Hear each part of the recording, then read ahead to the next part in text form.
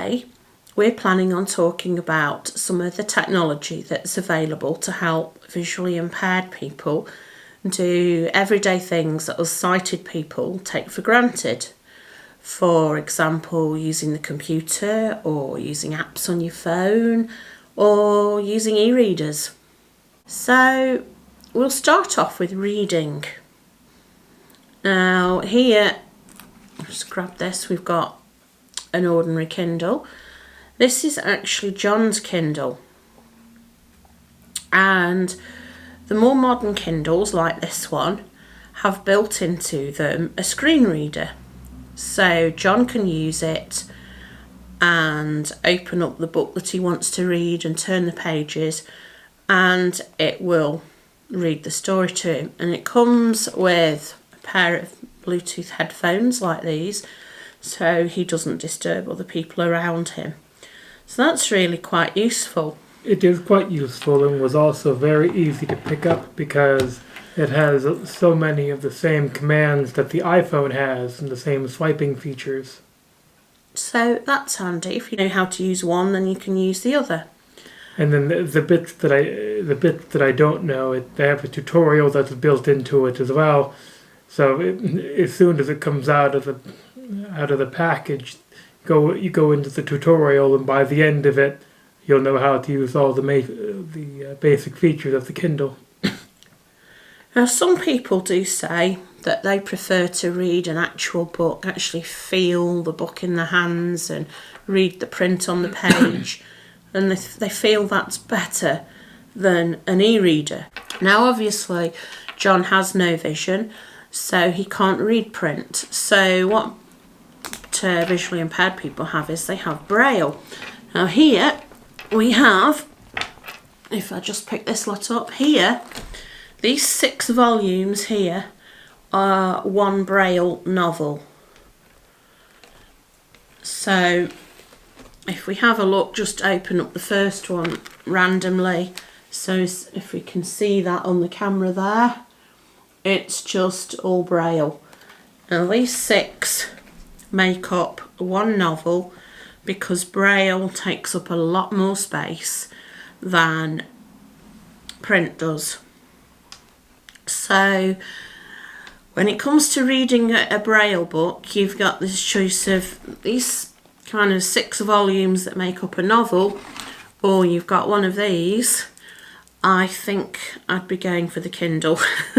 Reading the Braille has its advantages though, because you don't have to have headphones, you can just grab the book and go. So you just need to be a weightlifter to be able to carry the books about. Well, yes, exactly. Because there's a lot of them. Now, if you're interested in how John reads Braille, he has his own YouTube channel where he reads stories to children. It's called Storytime with John. And he's actually made a video for that channel showing very basically how he reads Braille. So I'll put a link to that in the description so you can have a look at how he actually reads Braille. Well, thank you. So we'll move on to computers now. Now John has a laptop that runs, I think it still runs Windows 7, doesn't it, John? It does, yes. I think you're a bit behind the times. But I'm a bit behind when it comes to a lot of things, some people would say. So John uses that computer by using a screen reader with it. Now there's 2 main screen readers available, aren't there? 3. 3, okay. There's Window Eyes, there's JAWS for Windows, and then there's NVDA. Now I'm sure that someone watching this video could say, no, there's tons more. Well, I should say these are the 3 that I know of. Okay. Well, I've only heard of JAWS and NVDA, and I know JAWS is very expensive to use. It does more than NVDA. NVDA is free, and I think JAWS does a little bit more than NVDA, but it is very expensive, like a lot of things that are designed to assist disabled people. They're very expensive. I don't know about the third one that you mentioned. Is that paid for or free? I believe that's a paid for one. I haven't heard Window Eyes mentioned in a while. I know that recently we spoke with someone that I think that they mentioned it, but they didn't talk about price. Okay. So if it's anything like Jaws, it's probably expensive. So John uses NVDA. It's free and it does everything that you want it to do, doesn't it? It does, yes. It reads. Yes, it reads.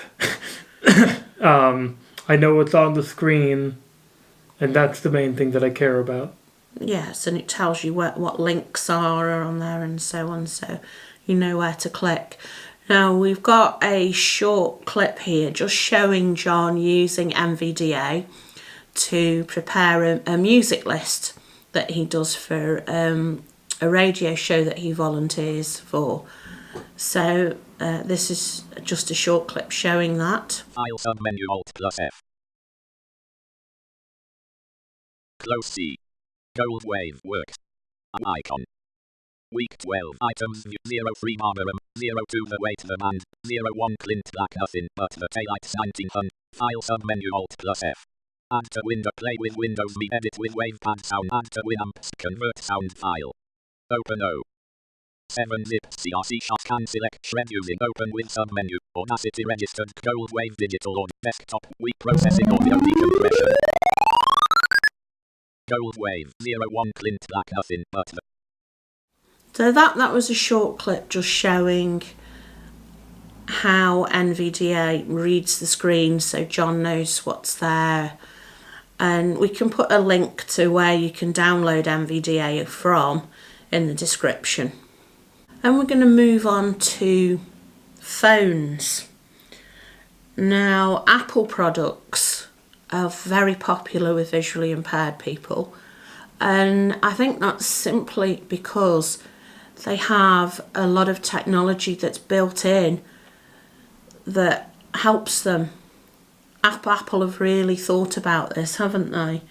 They have. You know, you get an iPhone, the thing pops out of the box, it's ready to go. Yeah. You just need to switch on the voiceover and you're sorted. And it's not just their phones, it's their computers as well. And I don't want to sound like an advert for Apple, but I think that they should be commended for all the thought that they put into this. Yeah. And there's lots of apps available as well to help visually impaired people. Now, there's a lot of apps out there, and there's a lot that we've probably not heard of. Yes, so, I'm not the most tech savvy person in the world. The fact I can switch my computer and my phone on is a miracle. But the apps that you're going to see and we're going to talk about are ones that I find quite beneficial. And if you can think of any that you use, it would be good if you'd share those with us. Okay, so we've got one here on John's phone, but here, that I've just got open at the moment, that's actually created by Microsoft, funnily enough, and it's called Seeing AI. And it enables you to read short text, a document, look at a product barcode, to look at people, currency, scenes, colours, handwriting and light. So, for example, with the short text, if you just hold the phone over some text, a small amount of text, it will read out what's said there. The documents for obviously longer documents. The product will tell you what the product is. The person will describe the person. The currency one, obviously you'll put the currency underneath it, the money, and it will tell you what it is, if it's a £5 note or a £10 note or whatever. The scene will describe a scene for you. The colour will tell you the colours. Handwriting will tell you what the handwriting says. And light, that would be quite useful if you're sorting the laundry. So if you point the camera at something that's dark, it makes a low noise, and if it's a light colour, it makes a higher noise. So you'd be able to tell what needs to go in your darks pile and what needs to go in your lights pile. Now we've done a short video of this. John took a photograph of George. Short text. Document. Product. Purse, one face near center 2 feet away. Processing. 15-year-old boy with brown hair looking happy. It's not bad in its description. It said he'd got brown hair and he has ginger, and it says he's 15, and he's actually 14. So it's not too bad. The big downside, I think, with this Seeing AI is it really does drain your battery very, very quickly. It's really useful to have, and it helps describe scenes around you, but it really drains your battery on your phone very, very quickly. So that's one that's useful. What else have we got, John? There's another app that we have called Tap Tap See, which is similar, but it doesn't do as much. With Tap Tap See, you can take a picture of something and it will describe what the picture is. It does take longer to describe the picture though, whereas Seeing AI has the technology built into the app on the phone, so you get a pretty much immediate response to what it's just seen. Tap Tap See, you have to have an internet connection because it goes to the cloud and then pulls back what it sees. So it does take a little bit longer to describe what it sees, but it doesn't drain the battery as quickly. It still drains your battery, but not as quickly as Seeing AI. Those are just 2 examples of apps that are out there. There are a lot more. There are tons and tons and tons more apps. And one thing you can say with these 2 apps, I think that it's very important that we mention, is these 2 apps are free. So you can do a search in your app store and you should be able to find them with no problem. Yeah. And finally, what I forgot to mention earlier when we were looking at the e-readers is there are now Braille e-readers that are out. So we've been looking at one called the Orbit, haven't we? Which has a Braille display. So instead of having the print display on the screen, it displays Braille instead, so you don't need to have it read out to you because you can just read the Braille on the screen, which is quite clever. It is quite clever, and I think it would be really, really neat to have one of those.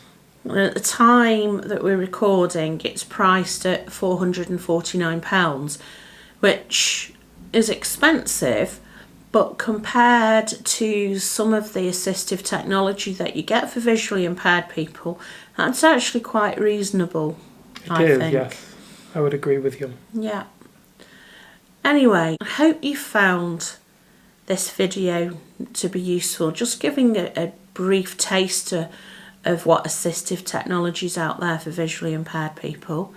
If you like this video, we would really appreciate a thumbs up, and it would be great if you could hit the subscribe button too. We upload new videos every week, every Friday morning at 9 AM UK time.